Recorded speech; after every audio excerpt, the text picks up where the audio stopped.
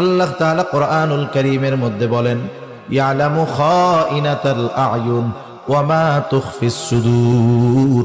আল্লাহ তাআলা জানায় দেন, এই অঙ্গ প্রত্যঙ্গের দ্বারা গুনাহ করলে অঙ্গ প্রত্যঙ্গের খেয়ানত হয়।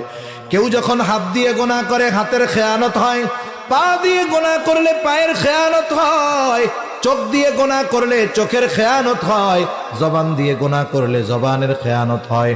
আল্লাহ তাআলা দুইটা বিষয়, একটা হলো অভ্যন্তরীণ আর একটা হলো দৃশ্যমান, দুইটা বিষয়ের উপমা দিয়ে বলেন, ইয়ালামু খাইনাতাল আয়ুন ওয়া মা তুখফিস সুদূর।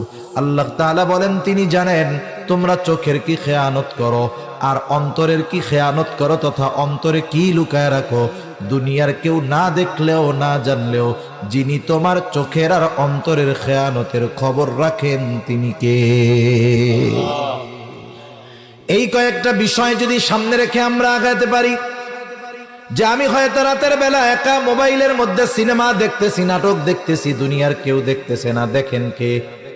এই যে দেখার দ্বারা কিসের খেয়ানত হইল জোরে কন?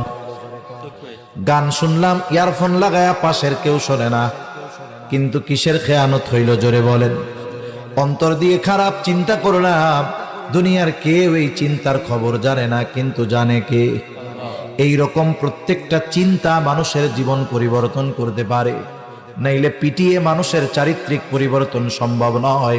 বরং সে যদি চিন্তা করে আমার সব কিছুর নিয়ন্ত্রক একজন আছে, দুনিয়ার কেউ না দেখলেও দেখার মতো একজন আছে, এই ভয় এই চিন্তা যার মধ্যে যত গভীর হবে, তার আখলাক চরিত্রটাও তত সুন্দর হয়ে যাবে।